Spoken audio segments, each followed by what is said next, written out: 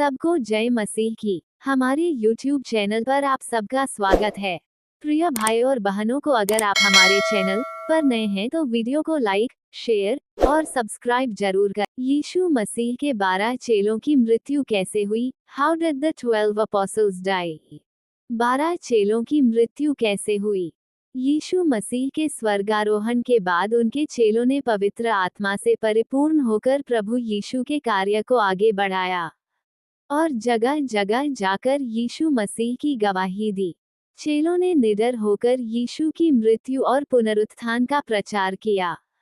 चेलों ने जीने के एक नए तरीके के आगमन की शुरुआत की और आज्ञा के अनुसार वे सुसमाचार को पृथ्वी की छोर तक ले गए।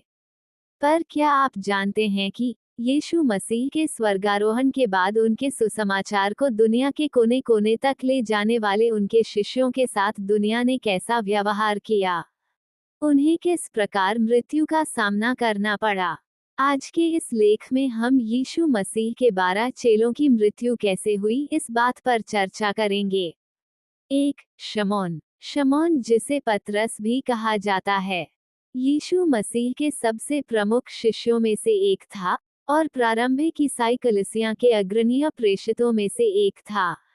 पतरस की मृत्यु 64 ईस्वी में नीरो सम्राट के शासनकाल में हुआ था। नीरो के राज के दौरान रोम में भयंकर आग लगी थी और आग लगने का दोष नीरो ने मसीहियों पे लगाया था। नीरो ने मसीह लोगों की उत्पीड़न शुरू कर दिया था। उसी दौरान पतरस को सूली पर उल्टा चढ़ा दिया गया था। इसका दावा पतरस के प्रेरितों के काम नामक एक दूसरी शताब्दी के एपोक्रिफल पुस्तक में किया गया था।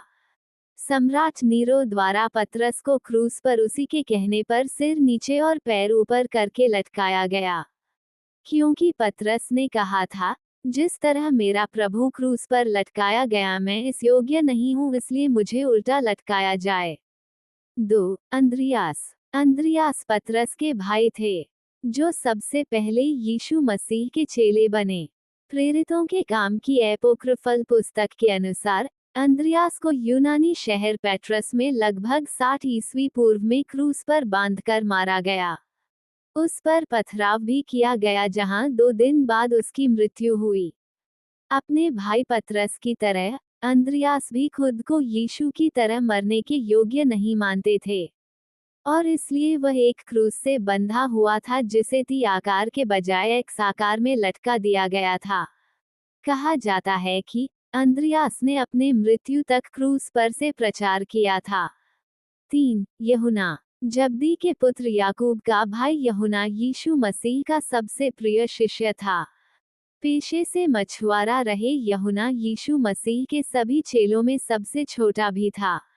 दूसरी और तीसरी शताब्दी में एक मसीही लेखक टर्टुलियन ने दावा किया कि मसीह विरोधियों ने यूहन्ना को मारने के लिए उबलते हुए तेल की कढ़ाई में डाल दिया, लेकिन उसे कुछ नहीं हुआ और वह बच गया। यह आश्चर्यकर्म देखकर वहां के सभी लोग मसीह धर्म में परिवर्तित हो गए। इस स्थान पर आज चर्च बनाया गया है। बाद में 90 के दशक में डोमिशन की सताहट के दौरान यूहन्ना को पत्तमोस टापू पर काले पानी की सजा दी गई। इसी पत्तमोस टापू पर यूहन्ना ने प्रकाशित वाक्य लिखा। पत्तमोस टापू से काले पानी की सजा के बाद उसे मुक्त कर दिया गया।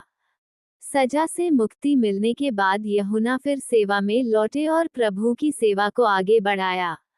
यूहन्ना अपनी आयु के पूरे दिन जिए और वह एक बूढ़े आदमी के रूप में एक प्राकृतिक मौत मर गया। यूहन्ना ही ऐसा एकमात्र प्रेरित है जो शांति से मरा हो। 4. याकूब। जब्दी का पुत्र याकूब की मृत्यु के बारे में हम प्रेरितों के काम की पुस्तक में पढ़ते हैं। प्रेरितों के काम 12:1-2 में लिखा है, उसी समय राजा हेरोदेस ने कलीसिया के कुछ लोगों को सताने के उद्देश्य से बंदी बना लिया और तलवार से योहन के भाई याकूब की हत्या करवा दी। राजा हेरोदेस उसे मारकर यहूदियों को खुश करना चाहता था। प्रेरितों के काम 12:3। विद्वानों का मानना है कि वो यरूशलेम में 44 ईस्वी में मारा गया था। 5. फिलिप्पुस। यीशु के स्वर्गारोहण के बाद फिलिप्पुस रूस चला गया, जहां पर उसने 20 वर्ष तक प्रचार किया। बाद में वह फ्रिगिया गया। वहां सुसमाचार का विरोध करने वालों ने ईस्वी सन 80 में फिलिप्पुस को क्रूस से बांध दिया और उस पर पथराव भी किया गया, जिससे उसकी मृत्यु हो गई। आपको बता दें कि अंद्रियास प्रभु का पहला चेला था, तो वहीं फिलिप्पुस को यीशु मसीह का दूसरा चेला बनने का सौभाग्य मिला था। 6. बर्तुल्मै। माना जाता है कि बर्तुल्मै ने भारत में भी प्रचार किया। उन्होंने मत्ती रचित सुसमाचार का इब्रानी भाषा में भी अनुवाद किया, जिसे वह भारत लाया था। एक मान्यता के अनुसार बारबूस राजा की आज्ञा से आर्मीनिया में ईस्वी सन 71 में बर्तुल्मै को जीवित चमड़ी उतारकर क्रूस पर चढ़ाया गया और वहीं मृत्यु हो गई थी। 7. थोमा। यीशु मसीह के पुनरुत्थान के बाद, जब तक मैं उसके हाथों में कीलों के निशान न देख लूं और उनमें अपनी उंगली न डाल लूं तथा उसके पंजे में अपना हाथ न डाल लूं, तब तक मुझे विश्वास नहीं होगा। कहने वाले थोमा भी यीशु के स्वर्गारोहण के बाद यीशु के कार्य को आगे बढ़ाने में जुट गए। कहा जाता है कि थोमा ने मध्य पूर्व में सबसे पहले प्रचार किया, फिर वह भारत आया। यहाँ वह ईस्वी सन 50 में पहुंचा और बहुत प्रचार करके 7 कलीसिया स्थापित किया। थोमा ने भारत में जमकर प्रचार किया। थोमा के प्रचार से तंग आकर कुछ लोगों ने उसे भाले से मारा।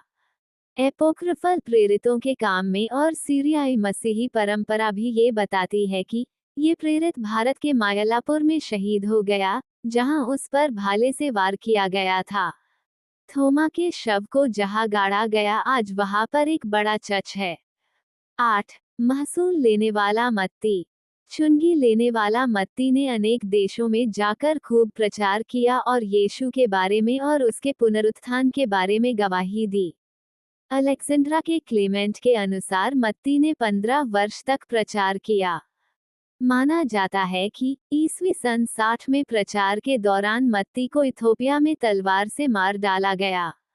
9. याकूब। याकूब हल्फी का पुत्र और प्रेरित मत्ती का भाई था। बाइबल में याकूब के बारे में बहुत कम वर्णन किया गया है। उसके बारे में ये कहा जाता है कि याकूब से दुश्मनी रखने वाले अलिविनस ने इसके विरुद्ध षड्यंत्र रचा। अलिविनस ने याकूब को यरूशलेम के कंगूरे पर प्रचार करने के लिए आमंत्रित किया, ताकि सब लोग सुन सके। जब याकूब प्रचार करने लगा तब लोगों ने उसे कंगूरे से नीचे फेंक दिया, परंतु वह मरा नहीं। तब लोगों ने पथराव करके उसे मार डाला। दूसरी और तीसरी शताब्दी में रहने वाले एक धर्मविज्ञानी हिप्पोलिट्स ने याकूब की मृत्यु के बारे में दर्ज किया है कि हल्फे का पुत्र याकूब जब यरूशलेम में यहूदियों को उपदेश देते हुए मौत के घाट उतार दिया गया था और मंदिर के बगल में वहीं दफनाया गया था। 10. तद्दै। तद्दै को यहूदा नाम से भी जाना जाता है। लुका ने तद्दै का नाम याकूब के बेटा यहूदा, लुका 6:16 और प्रेरितों के काम 1:13 और यूहन्ना ने तद्दै का उल्लेख यहूदा इस्करियोती नहीं किया है। यूहन्ना 14:22। तद्दै का नाम सुसमाचार में शमौन के साथ आता है। माना जाता है कि ये दोनों अच्छे मित्र थे। तद्दै अर्मेनिया के शहर में ईस्वी सन 50 में प्रचार करते हुए शहीद हुए और अरारात शहर में इन्हें तीरों से मारा गया। 11. शमौन कनानी। शमौन कनानी ने जगह जगह जाकर यीशु मसीह की गवाही दी। वह ब्रिटेन भी गया, सभी स्थानों पर आश्चर्यकर्म भी किए और अनेक कष्ट भी सहे। ये मेसोपोटामिया भी गया। शमौन कनानी की मौत के अलग अलग लेखे जोखे हैं। द गोल्डन लीजेंड और मिस्र का कोपतिक चर्च यह मानता है कि फरसिया में प्रचार के दौरान शहीद हुए उन्हें क्रूस पर टांग कर मारा गया।